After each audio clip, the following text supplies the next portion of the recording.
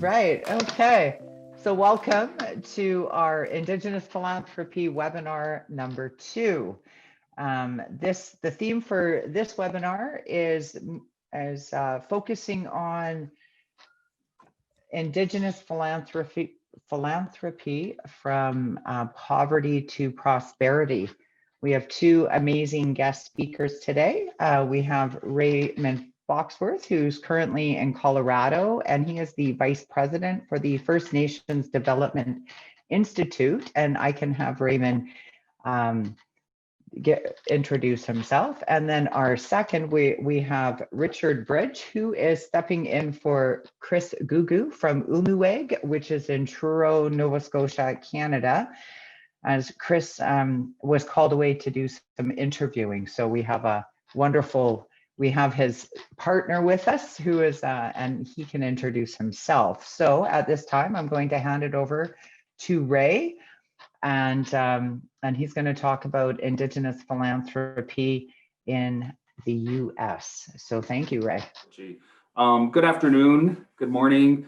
I'm Raymond Foxworth. I am with First Nations Development Institute, and we are a Native controlled nonprofit organization in the U.S., and we serve Native communities throughout the United States, including Hawaii, Indigenous communities in Hawaii, and also Alaska. First Nations Development Institute, again, we're Native-led. Our Board of Governors, Board of Directors is all Native, and most of our staff are Native. We were founded in 1980. We're based in Longmont, Colorado, though we have field offices in California, New Mexico, and then also in Virginia. We're a small organization. We have a staff of about 25 individuals. And one of the things we're probably most known for at First Nations is we are a grant-making institution. We started grant-making in 1993. And really, the grant-making program was created to sort of grow, invest in, and develop the third sector, or rather the nonprofit sector in Indigenous communities, recognizing that we need to diversify the economy within Indian country. We need to not only develop the private sector, but we also need to develop the nonprofit sector to initiate paths of economic development and economic prosperity for Indigenous communities. To date, we've made about 2,000 grants totaling about $40 million nationally. And really, we exist to serve tribal programs, Native-led nonprofits, and community organizations. Before I tell you about our mission and our guiding principles, let me just tell you a little bit more about me, because I realize I just sort of jumped in. First of all, I'm a citizen of the Navajo Nation. My family is from a small town on the western half of the Navajo Nation. The town is called Tuba City, Arizona. Even though it has the term city in it, it is a very small community on the Navajo Nation. I've been at First Nations for about 13 years now, and started working in programs, and currently serve as the vice president. And really, I'm responsible for helping the organization raise money, and also our grant making and communications. One thing I think it's important to note, although I talk about our grant making, we're not an endowed foundation.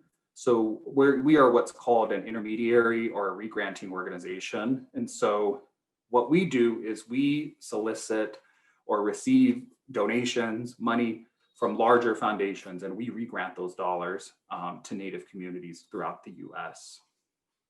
Fundamentally, the mission of First Nations is to strengthen American Indian economies to support healthy Native American communities.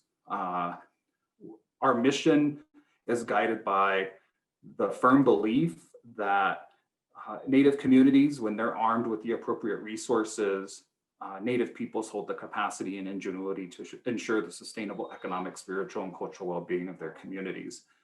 I think we know that's, as Indigenous communities, I would say that's not necessarily radical or revolutionary guiding principle, but I think if we talk about the history of economic or community development in the US, that's actually a pretty radical or revolutionary idea, the belief that Native communities themselves should control pathways toward development locally, free of sort of federal intervention, corporate intervention, and things like that. At First Nations, we talk a lot about assets. And fundamentally, we believe that when Native people control the assets in their communities, better things happen than when non-Natives control those assets. And we talk about assets really, really broadly, and probably, well, certainly broader than sort of a sort of Western or capitalist system of assets, though we include those as well. But we recognize that things like social capital, human capital, political assets, Indigenous languages, cultural and artistic heritage, institutional assets, all those things are important, important building blocks in Native communities.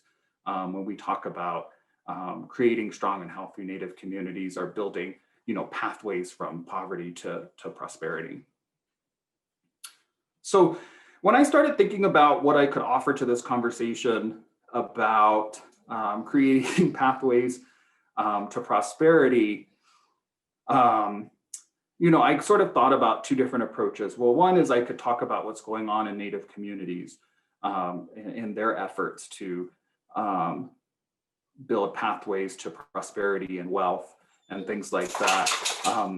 But I think what I probably can contribute most to this conversation is really thinking at some of the big picture aspects within this system of philanthropy that really prevents philanthropy in many ways from being a true ally to Native communities in terms of building pathways to prosperity, and hoping that some of these things will help folks in Canada in terms of things that you should not do in terms of trying to be a good and close ally to Indigenous communities. On this slide, what you're looking at is, in the US, if we look at the share of foundation resources that go to Native American communities nationally, the dark green line is grant dollars and the lighter green line is number of grants. And the important thing to note about this graph is that if we look at the dollars that flow to Native American communities, 0.4% of philanthropic or foundation dollars go to Native American communities and causes. That's less than 0.5%. If we look at that year by year as actual dollars, which this graph is, on the y-axis you have dollars in the millions, and on the x-axis you have the year. You see that, on average, philanthropy gives Native American communities and causes about $100 million annually. And that's dispersed to over 370 tribes. This includes organizations in urban areas. And so in the grand scheme of things, this isn't that many dollars. Sorry, my dog is barking in the background. That isn't that many dollars in terms of philanthropic investment in Native communities. The other thing to note about this graph is that there's a lot of spikes, right? There's a lot of up and down in the trajectory of giving. And what that tells us is that philanthropic funding to Native communities is actually volatile, and it increases and decreases rapidly year over year, and depending on different contexts, which makes it hard for Native nonprofits at the community level who are trying to initiate programs and develop organizations that serve their local communities. Also in the US, what we have is a lot of non-Native controlled organizations that receive grant dollars in the name of helping or working with Native communities. And so if we look at the philanthropic investment in Native controlled nonprofits annually, we see about 50% of those grant dollars go to Native controlled organizations and 50% go to non-Native controlled organizations. And so if we think, for example, foundations in 2014 gave $80 million to Native communities and causes. 40 million of that went to Native controlled organizations and 40 million went to non-Native controlled organizations. And so a lot of our time at First Nations is really advocating for foundations in the philanthropic community in general to invest in Native controlled nonprofit organizations, and realize that sort of these non-Native controlled organizations, certainly, I don't want to paint them as with a broad stroke as being somehow bad or not sufficient in terms of working with Native communities. But if we're going to talk about building assets in Native communities or talk about building prosperity in Native communities, that really has to accompany grant dollars and philanthropic investment in Native communities, in Native controlled organizations and institutions. So one of the other things I wanted to share with you is the previous data I showed you is based on national philanthropic giving. We also have done research looking at community foundation giving. So these are community foundations that are located within states across the US. And for this particular study, we looked at community foundation giving in the states in blue. The orange are Native lands within those states.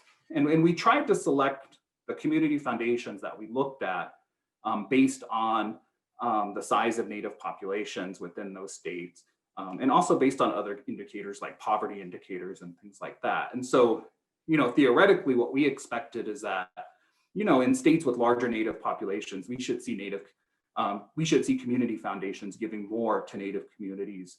But that actually wasn't the case.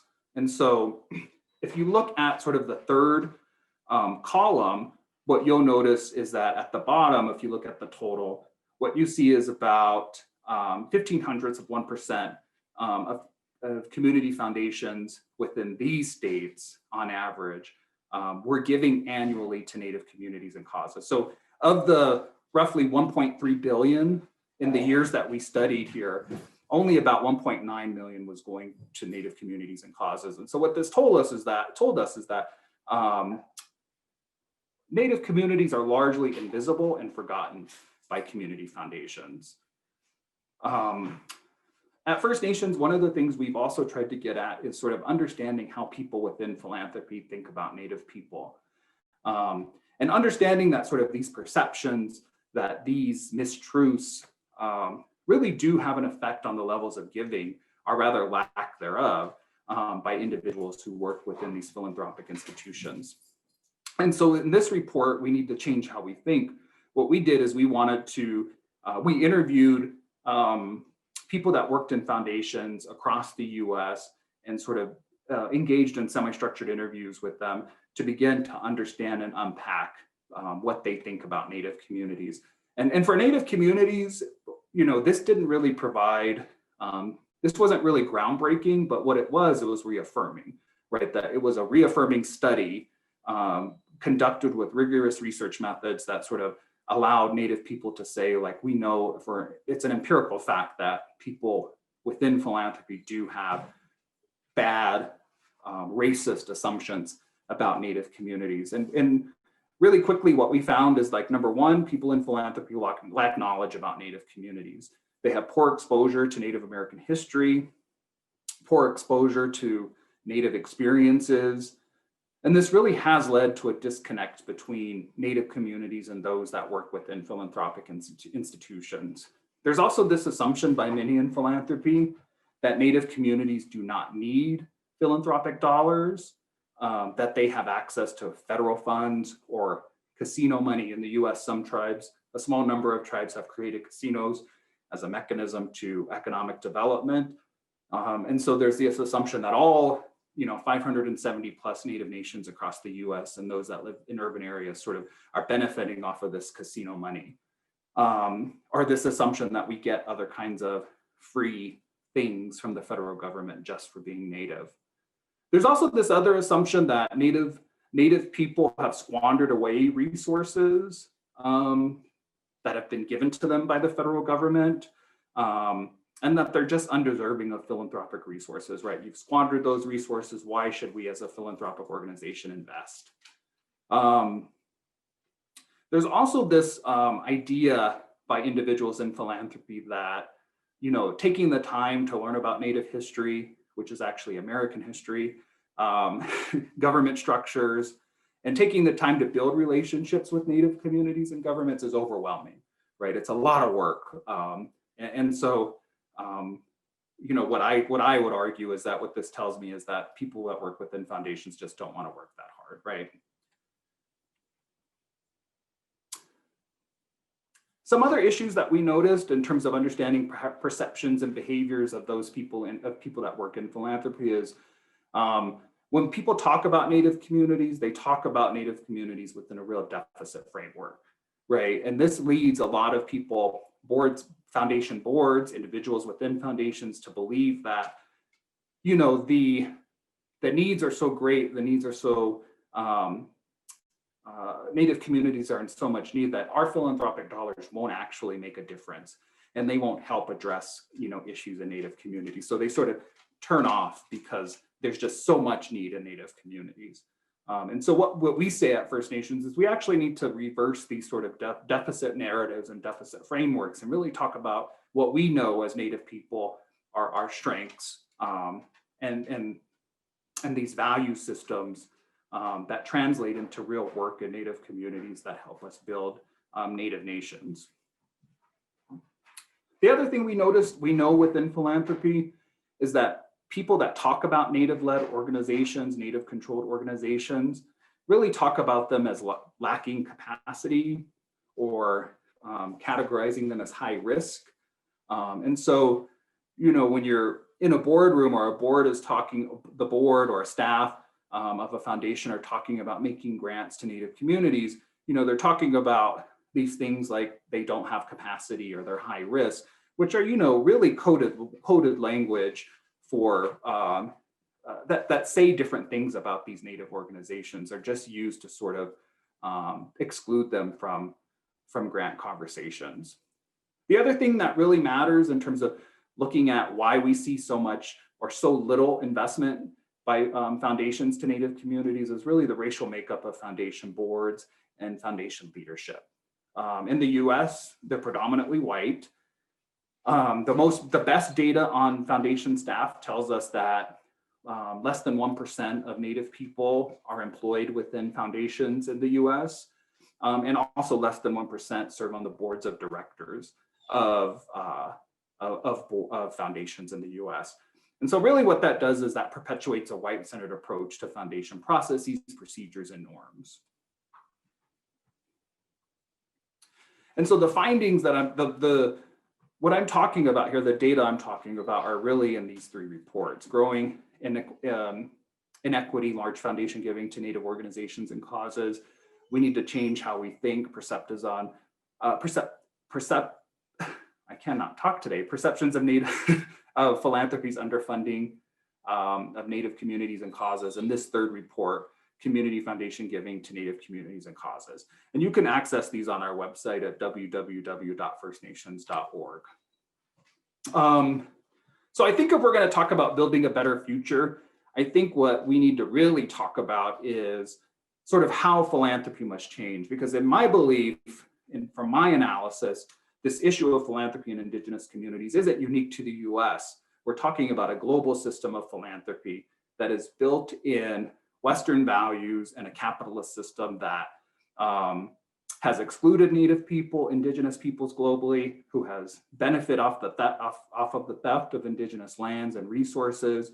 And so if we're going to talk about building a better future, we really need philanthropy to recognize, again, the system of philanthropy today is built off of white supremacy and anti-Indigenous values. Philanthropy has to recognize that the history of this system is built on stolen land and forced labor. That the system that as it is designed now is intended to exclude, right? It's not inclusive, but rather it's intended to exclude communities based on different values, based on the different assumptions of these communities. The other thing philanthropy must also recognize is that Indigenous communities have the knowledge, ingenuity, and power to control their own futures and lead their local development strategies. If I go back to that slide where we looked at the amount of investment in non-native organizations and institutions, I think what that tells us is that philanthropy really doesn't believe, and at this current moment, that Indigenous peoples have the knowledge, power, and ingenuity to control their own futures and build brighter futures. And we know that assumption is just wrong and flawed. And there are empirical studies that tell us that when Indigenous communities control their own resources, have greater decision-making power at the local level, that actually better things happen for Indigenous communities. The other thing philanthropy must recognize is that society at large really has a lot to learn from Native people in their efforts to develop their communities in culturally compatible ways, right? That these values, these models that exist in Native communities are not just sort of cute little projects for a Native community. They actually, there's a lot to be learned from these programs, these initiatives that take place in Indigenous communities that larger society can learn from climate justice to economic and community development, to how we talk about wealth, to how we talk about prosperity and define those concepts, right? I think larger society could learn a lot if they were to listen to Native people. In the US, what we have is we have a lot of conversations by foundations that are really focused on diversity, equity, inclusion. And then also there's this new term in the philanthropic world that's focused on power building. And from our perspective at First Nations, those are necessary conversations, but not sufficient. And they're not sufficient to really think about truly and authentically including Native people and Native communities within philanthropy, right? These DEI conversations or power building conversations really are promoting sort of an incremental kind of change. They're not necessarily discussing radical change in their values about how they do their work and why they do their work and where they do their work. And the third thing is these frameworks or these conversations are really defined by those already in power, right? And so when we talk to Indigenous folks in the US about how we indigenize philanthropy or how we create a philanthropic system that is centered on Indigenous peoples, Indigenous values, what we're really talking about is a radically re-envisioning and reimagination of this system of philanthropy. And the system must center Indigenous peoples, Indigenous communities, and it must center Indigenous values. It also must center Indigenous treaty rights, Indigenous land rights, and Indigenous languages and cultures. Imagine if we had a philanthropic system today that centered Indigenous treaty or land rights, or even Indigenous languages and cultures. I think we would have a radically different system of philanthropy that exists today. And I think in the US, what you see is a big push by Native communities to begin to articulate these demands and saying, look, foundation community, look, philanthropic community, you have to go further in terms of reimagining a better future. I'm going to stop there. Again, if you want to download those reports and the research reports that I talked about, you can go to our website and go to the Knowledge Center. And if that's my contact information, if you want to shoot me an email. I'm going to stop sharing my screen and throw it back to folks. I don't know if I'm throwing it back to Richard or. Well, thank you, Ray. That was amazingly informative and a really good overview of kind of what needs to happen in regards to thinking from transactional to transformational.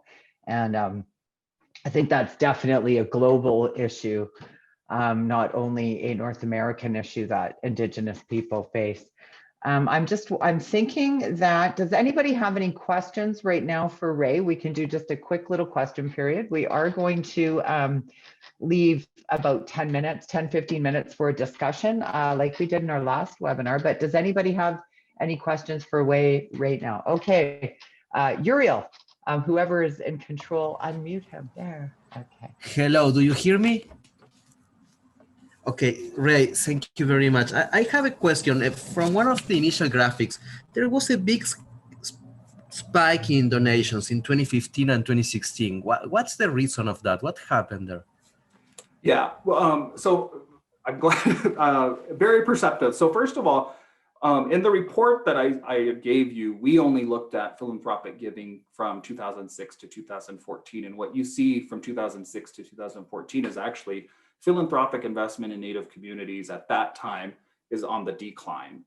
In 2015 and 2016, we have something here in the US called the Dakota Access Pipeline. We have also this huge push in the Southwest called the Bears Ears movement, where a coalition of tribes in the Southwest were trying to get land in the Southwest designated as a national monument so that the city close to this land could not open up those lands for tourism, drilling, and so on. So we had these two big movements in 2015 and 2016, and I think that's what explains the big jump. And then after sort of those movements dissipate from sort of the public mindset and from the headlines of the New York Times and things like that, what you see is the giving level sort of revert back to, you know, the 90 million range. And so I think for me, what that raises is a few questions like, what does that tell us about philanthropy? You know, my positive framework would say, well, that does suggest that they might be really responsive to immediate needs that take place. My more critical side, which I tend to listen to more if you can't tell, tells me that what this tells us is that where the question for me is, where are those resources in years of non-crisis? If you can move resources in times of crisis and immediate needs for Native communities, you can move those resources in times of non-crisis, and you should be moving those resources. So in other words, I believe that philanthropy should be giving at least 160 million a year to Native communities and causes. That should not be the spike, or that should not be the high in the data. Thank you for that. Sorry, I was trying to talk. So Peter, did you have a question? Is Peter on here? Did I? Thank you. Thank you, Ray, for your presentation. This is more of a technical question, but I'm interested in whether the nonprofits that you studied were also registered charities, or were they sort of a broad range of nonprofits that weren't also registered charities? Yes, thank you. So what the data includes are a number of things. It includes by nonprofits, I guess, to your technical point, it would include registered charities, but then it also would include dollars that were given directly to tribes or tribal departments as part of the data. So yeah, does that help? It does, thank you. Okay, so if it's okay, I'm going to move on to Richard now. I know Sharon's got a fabulous question, but we're going to get to that at the end because I think some of that may be answered a little bit by Richard. So Richard is going to be giving the presentation from the Ulnooweg Foundation, like I said, which is in Truro. So over to you, Richard. Well, thank you. How's the sound? Is this about the right volume? Good. Okay. If I see a thumbs up like this, it means crank it up, and I'll do that. So thanks very much for the invitation to join you today. This is a real pleasure for me, a real treat. I am pinch hitting for my colleague, Chris Gugu, who I will confess is far more eloquent and wise than I am, but I'll do my best to sub for him. He and I do tag team on these things a lot, and he's a wonderful partner, and you'll get to hear from him again, I'm sure, sometime soon.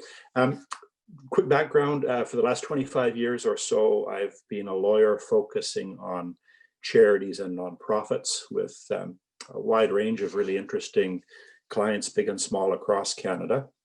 For the last 15 years, I've lived in Nova Scotia, having been in BC before that.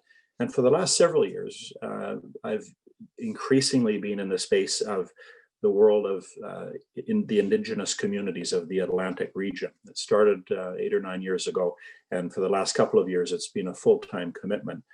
And I'll just sketch quickly a story that it's a very hard act to follow. Ray's presentation and all that fabulous work he's done. There's a lot to digest there, and it's really fascinating. And I'm not offering the same sort of quality of scholarly work. Instead, I just thought a story of the work we're doing in that space here might be interesting. So it's quite a contrasting series of thoughts. There is a slideshow that I've shared that includes many of the themes I'll speak to, and I'll just speak to it in more of a summary form, just given the time we've got. But I thought the Ulnooweg story would be helpful because it's right in this space. It's the question of the Indigenous communities and their lack of fit in the philanthropic world, and the efforts recently to build connections between those two worlds. So it starts really with the history of Ulnooweg. Ulnooweg Development Group, Inc. is a nonprofit organization created 35 years ago. So we're celebrating our 35th anniversary. This AGM will be sort of special from that perspective. It was created following something called the 60s scoop. And the aftermath and the harm that became recognized from the 60s scoop, where children were taken from their families, and a whole series of really serious social consequences and harm became evident in the 70s and 80s. A bunch of leaders came together with support, interestingly, from the philanthropic world, funding to gather leaders and scholarly folk to look at this problem, to try to come up with something to help address it. And one of the things they came up with was the creation of Ulnooweg, which is an Aboriginal financial institution. Its members are the chiefs of the Atlantic region, so all 4 Atlantic provinces. It has a board of directors that consists of chiefs and other leaders from the Indigenous communities, and it has a professional staff with all sorts of skills in those areas. And for the last 35 years, it's successfully been a lender to entrepreneurs, to Indigenous entrepreneurs, and in more recent years, increasingly in the space of social or community enterprise. So lending to community initiatives. And perhaps the best illustration that will be timely and topical is in fisheries. There is, since the Marshall decision 21 years ago, a very significant fisheries, Indigenous fisheries in Atlantic Canada, lobster being at the heart of that, but it's more diverse than that. And it's a wonderful success story. It's one of those sort of unrecognized examples of employment and innovation and good things happening in the communities. Ulnooweg's been actively involved with that for quite some time now. The role of Ulnooweg as a nonprofit lender got the organization deeply into the question of community economic development and employment and poverty and all those really fundamental indicators of community health. A few years back now, 8 years ago, the work of Ulnooweg led to a really interesting educational innovation that resulted in the creation of a second organization. So Ulnooweg is now 3 organizations, the first one being the nonprofit, the second one being a charitable organization, and it's called the Ulnooweg Education Center. And it was primarily created around this wonderful innovation that the Ulnooweg team came up with. It's something called the Community Financial Review, where they take the audited financial statements of a community going back a number of years and convert that effectively unintelligible data for most people. It's really just a block of numbers that means little if you're not a trained accountant or person from that world. They convert that into graphic imagery that shows the economic condition of the community in a really clear and understandable way. And that's supported with presentations by the team that does that fabulous work. It's a wonderful thing. It's called the Community Financial Review. Very helpful in decision making. It helps chief and council understand where their community's economy is and what room they have on the debt side, where there are issues to be concerned about. And it's just a wonderful addition to the decision-making tools for chief and council. So that's a charitable organization. The other piece of the puzzle is a new organization that's now really beginning to have a significant influence, and it's called the Ulnooweg Indigenous Communities Foundation. So effectively, it is a foundation modeled on Winnipeg and Vancouver and Hamilton and Toronto and all those other very successful ones in Canada. And it's applying that basic approach to the 34 Indigenous communities of the Atlantic region. And we're new, but we're beginning to flow dollars through. It has the capacity to create endowment funds, and over time that will happen. But primarily it's been flowing grant funds through. And the key element to it is the fact that Canadian charity law, tax law, has a special status for communities, and it's the qualified donee categorization. I'm sure you're all familiar with it, but I'll just, if anybody's not familiar, I'll just describe it very briefly. Qualified donee status is a special status under the Income Tax Act that gives organizations the ability to issue tax receipts for donations and to receive grants from foundations. And there are 9 different categories. Registered charities are one of those categories. One of the others is our municipal and government bodies performing functions of government. So municipalities are all sort of automatically into that category. In their wisdom, the Canada Revenue Agency decided to create an application process for communities, Indigenous communities, band governments to get on that list and to be into that position, to be able to access philanthropic dollars, both from foundations and from individual and corporate donors. So much of the work that we've been doing at Ulnooweg through the Education Center and through the foundation has been support to the communities in the Atlantic region to get on that list, just to open the doors to the philanthropic world. Because what existed 8 years ago was really 2 worlds in parallel. The philanthropic world doing good work on all sorts of fronts, just doing their own thing in complete isolation from the Indigenous communities. And there wasn't much connection at all. What connection there was often negative. So opening those doors was the first step of this work through Ulnooweg, and getting those communities in a position to engage, because we knew that there were folks on the outside, both in the foundation world and individual donors who are interested and want to figure out how to do it, and the mechanism wasn't there. And this qualified donee registration process is the mechanism. It's the simplest way for communities to connect. So the band can become a qualified donee. Tribal councils working on a regional basis can. Other government functions performed within communities and among them. Just to give you an example, we're working on a new health authority for Nova Scotia. It has the potential to become a qualified donee like the one in BC, which is more advanced. It's had a 10-year head start. So this qualified donee category, the government function subset of that, is a really powerful tool, and that's the one we're pursuing. So we created a community foundation to apply that well-established model to these communities, and it's now off and running. We've had flow-through money in effect as the initial contributions.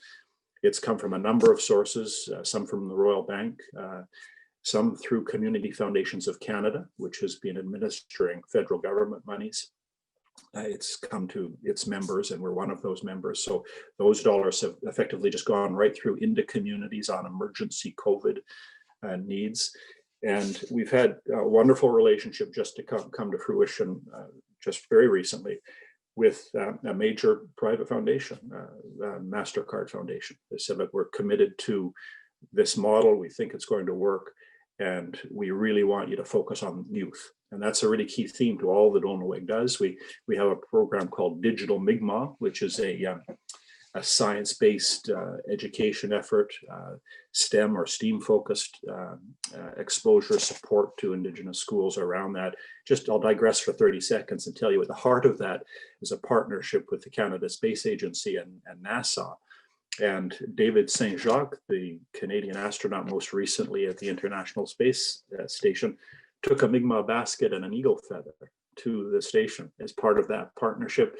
He then connected with the children from space and gave them a science lesson. So that's the kind of work we're doing, really focusing on the youth, the demographics, and the potential to inspire young folks to pursue their dreams. And that's at the heart of this new MasterCard relationship. So that's the essential story I wanted to share, that there were 2 worlds in parallel. They are largely still that way. I don't have the sort of data that Ray has. I know there are Canadian academics pursuing that, and that's lovely stuff. We'll get more data like that. But now the doors are open and connections are starting to happen. And we're seeing those on a relatively regular basis. We're getting inquiries from individuals who want to make gifts. Those gifts are happening. We're seeing corporate donors think, oh, how can we have an impact in this space? And very interestingly and somewhat sadly, the violence that was unfortunately made international news with the lobster fishery here recently has been a bit of a catalyst. You know, people who said, geez, this is terrible, this is happening in Canada in the 21st century. How do we support that community? Because they're trying to get out of poverty, and here they are being intimidated and harassed and burned out of buildings and having their boats burned, their gear stolen, just terrible things. Well, people are giving. And in some cases, those gifts will be to communities and they can get a tax receipt for that. And that's perfectly legitimate. So that's the quick summary. I'm glad my voice is back. It would have been terrible had I tried to rely on my sketching notes and the like to convey these thoughts. So I'll stop there, and I'm really happy to share any other experiences we've had here. Thank you very much, Richard. Yes, I'm really glad you brought up the lobster issue and kind of what happened there and how that has fueled people to be more engaged and start giving more and recognizing that, you know, kind of what Ray said is that when Indigenous people are given the right tools, that we prosper, we do well. I want to hand this over to Sharon Red Sky because she had a wonderful question. And I'm going to give her the floor for a couple of minutes. She's a delightful speaker. And so I'm going to give it to you, Sharon. Go ahead. Oh, thanks so much. I appreciate both the presentations. In my work, one of the things that, you know, I've noticed is how the Indian Act is a real barrier towards prosperity. And I don't know if that's the same situation in the United States.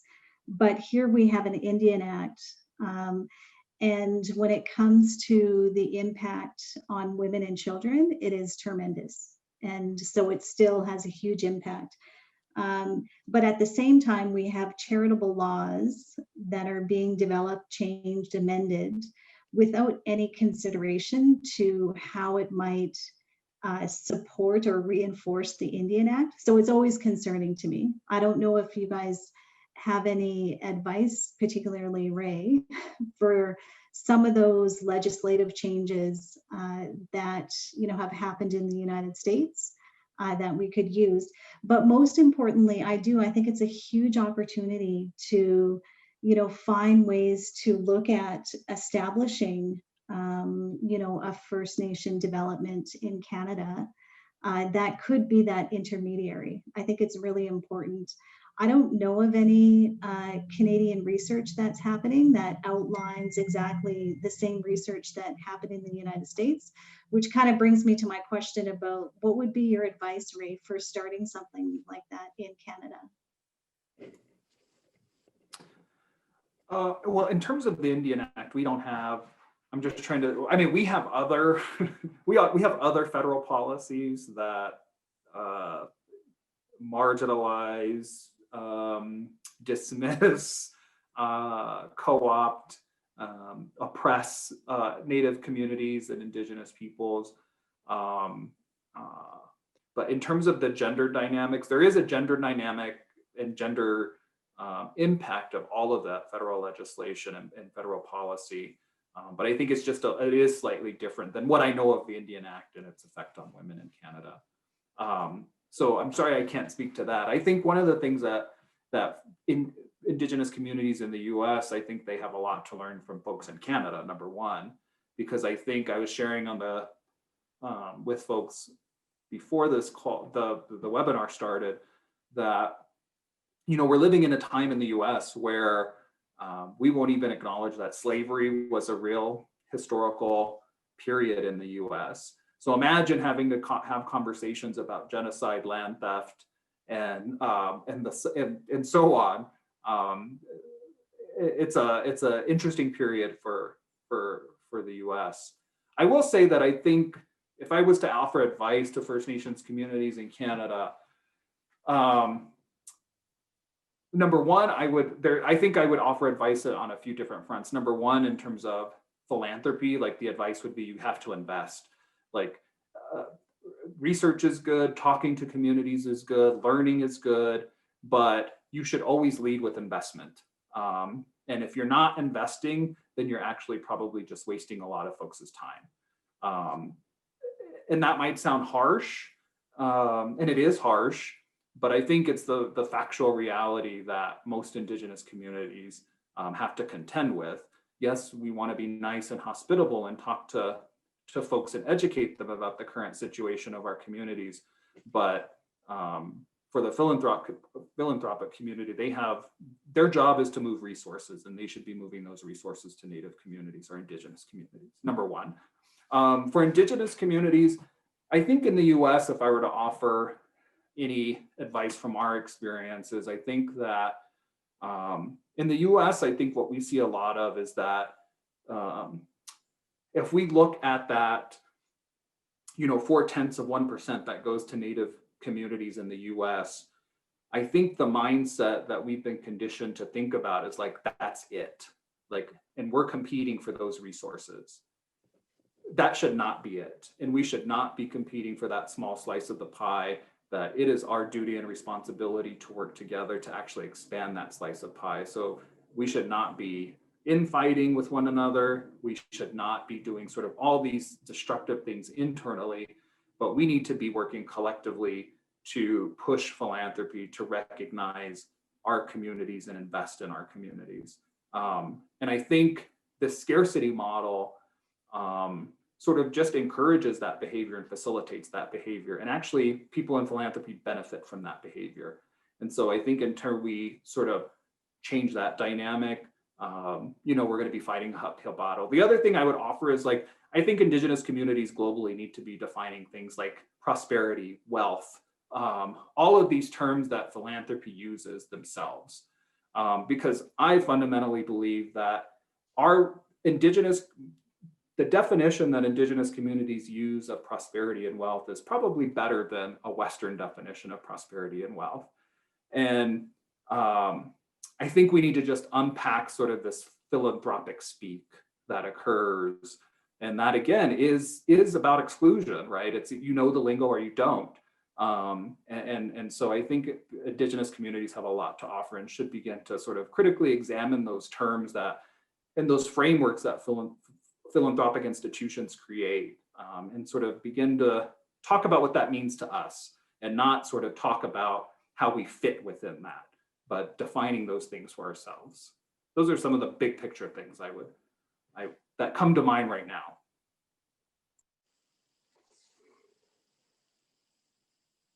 Did you want to respond to that, Sharon? Oh, you know what, 100%. And, one of the most important sayings I think I've ever heard is that traditionally wealth has never been defined by what you possess, but by what you give away. And when I think about reciprocity, like, those are the things that our communities, have to offer, and sustainability and stewardship. Like, it's, it's really getting that message to the people who are making decisions, so they can make really informed decisions. And I find it, it's so much work, building that understanding. And so I just, it'd be a lot easier if they just gave us money, just give it to us. And yeah. But, I just really appreciate the work that you guys are doing. And in regards to, making sure that there's reports and like, all of that is so valuable. And I just wish we had more of that in Canada. So appreciate it. Well, thank you. I think one of the things we've been trying to do at First Nations is we don't want philanthropy to be able to use the excuse of I didn't know. So what we do, like I said, a lot of this research, Indigenous communities, people on the ground, we know this stuff. We know people have racist beliefs of our communities. We know they're not investing. But for folks that work in these philanthropic institutions, sort of that's not good enough. And so what our philosophy has been is, like, we want to produce research so that philanthropy cannot use the excuse of I didn't know or I don't know. This is documented. This is rigorous, though, it could probably be more rigorous, but nonetheless, like, you can't continue to use ignorance as an excuse about this. The other thing, Sharon, I would add one more thing is like, as Native communities in the US, I don't know if it's the same in Canada, I think we have to also just not be so nice. I think, you know, if I think of my community and when funders would go to my community, of course, they're going to welcome them, they're going to treat them well and all those things. But I also think, I'll speak for my tribe, when we talk about criticizing other people, we really do it in a different way. And it's a non-Western way. And we will tell you about yourself and not sort of use these ways of criticizing or critical thinking that Western people from Western society are accustomed to. But I just think we have to be more bold in that sense of just not being so nice and saying what needs to be said, even if it's uncomfortable, and not worry about hurting people's feelings or pissing people off. You know, one thing I'll say in the US is like at First Nations, we've learned a lot from how Black folks interact with philanthropy. You know, they are bold. They will put people in philanthropy in their place when they're, you know, I think in Indian country, part of this is not only a values or a cultural dynamic, but it's also it's again, back to the resource scarcity, that if we piss them off, that they may not invest. I think what we've learned from Black folks in the Black community here in the US is that they don't care. Like their philosophy is like, we're here to tell our story, and if it makes you uncomfortable, good. And I think we could learn a lot from that as in the US. I think we're just now realizing like we have a lot to learn from African Americans in philanthropy and the way they have really changed the system or are starting to change the system in the US. And I think those alliances are good. Yeah, thank you, Ray. Yeah, that's definitely, I think when we look at Indigenous values, and it doesn't matter what tribe you're from, we are very nice. You know, it's written in the values, and I do think we can learn a lot from the African American community there, where we need to be more bold and we need to go to those uncomfortable conversations. And it's not really uncomfortable for us, it's uncomfortable for the ears that they're falling on. And but it needs to happen. Richard, I was going to say, do you have you guys done some research reports or anything for Ulnooweg in regards to like where you guys were and where you've come and projects that you're currently working on outside of the lobster one?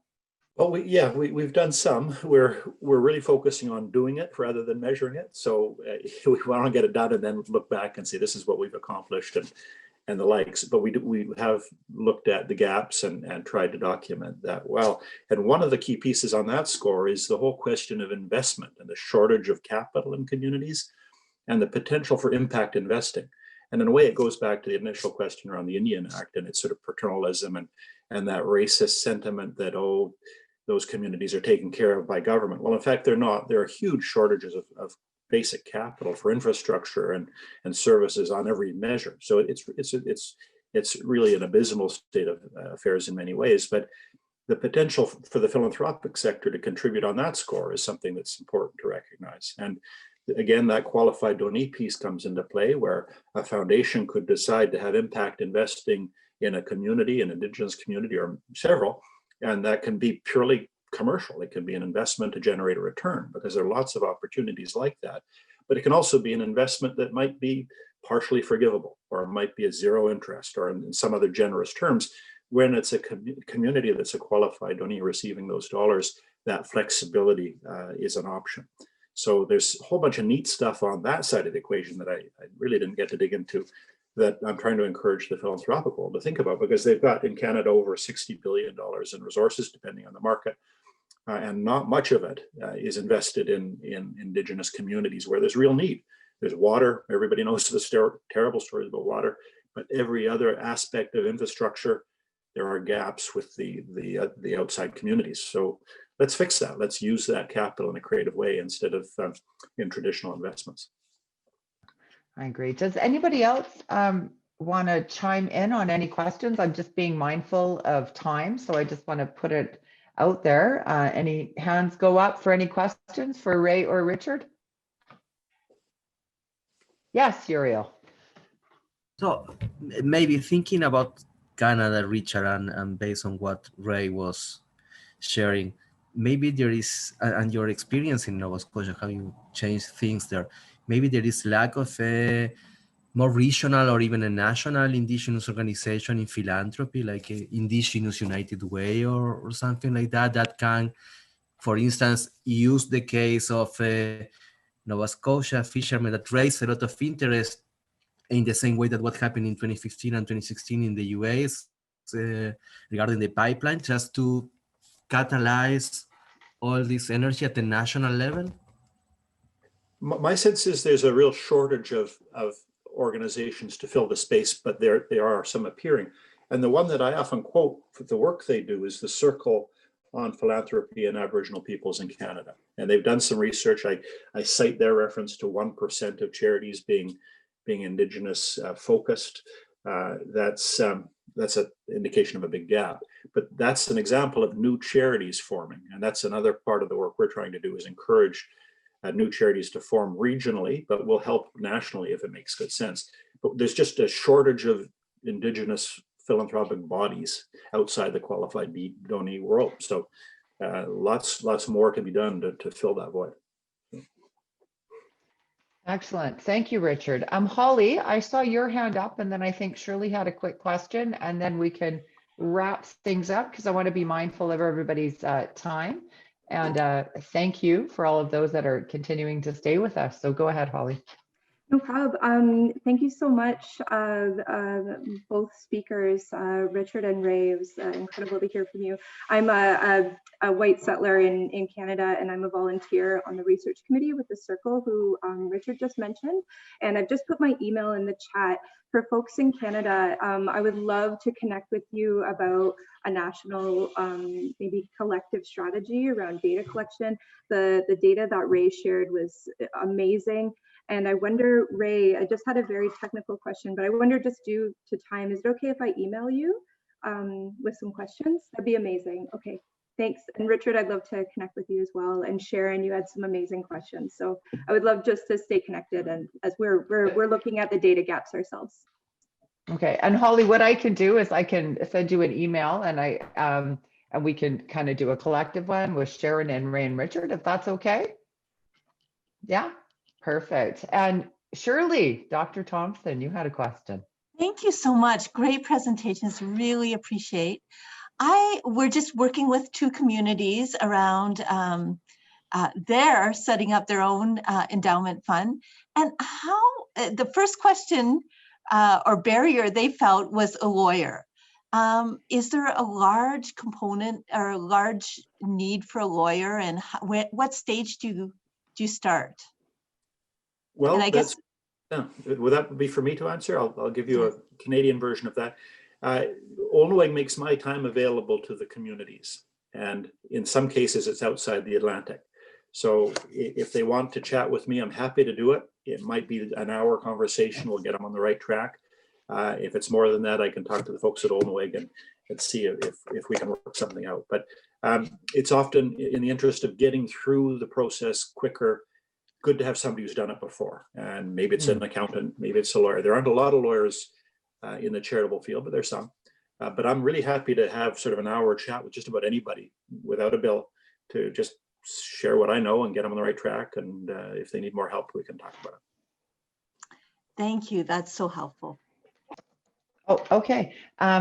A quick question for you, Ray.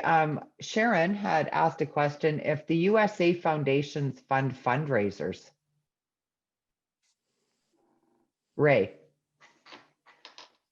Like events, or what can you tell me what you mean by fundraisers? Come on, Sharon. Yeah, hi. So one of the challenges, I think, for a lot of Indigenous charities is having dollars available to hire fundraisers, professional fundraisers, because either the money goes to feeding families or supporting children. And so in Canada, it's been a practice where foundations do not fund fundraisers, which is a big change. Yeah, in the US, what we would call that is foundations do not fund general operating support for organizations, and restrict all the dollars that go to organizations for programmatic support. And it's the same thing in the US. So in the US, this is in one of the reports. So in the US, about, I think it's something like only 10% of the grants that are made to Indigenous communities and causes go toward general operating support. That will allow an organization to support those kinds of positions, and support their CEO, support their accounting office, and all those other things that are non-program dollars. If we look at non-Indigenous organizations, it's a lot bigger, the percentage of grants that go to these non-Indian organizations or non-Native organizations for general operating. So in other words, non-Native organizations are receiving resources that allow them to support their capacity development, whereas Indigenous organizations, typically their grants are restricted for programmatic use only. So yeah, that big gap does exist in the US. Okay, thank you, Ray. And so that's, right. I'll just say one thing, that's been part of our big push too, is telling philanthropy, you have to give these general operating dollars to Indigenous communities. Not only that, you have to give them multi-year support, not just single-year support. I think we talked a little bit about this, like foundations want organizations to, fix poverty in a year, although it's a 500-year systemic institutional problem, but here's a grant for 1 year, fix it. Well, the world doesn't work like that. So we've been trying to, that's been one of our messages to philanthropy too. Like, you have to give general operating dollars, and it has to be a multi-year commitment. Thank you very much. So I'm just typing in the group chat. So, I just want to thank everybody. It was amazing, Ray and Richard, the knowledge, the information, the reports, and with Holly coming in, with being a volunteer with the Circle of Philanthropy. Alan Goddard, he's one of our partner for the Indigenous Philanthropy Research Project. Thank you.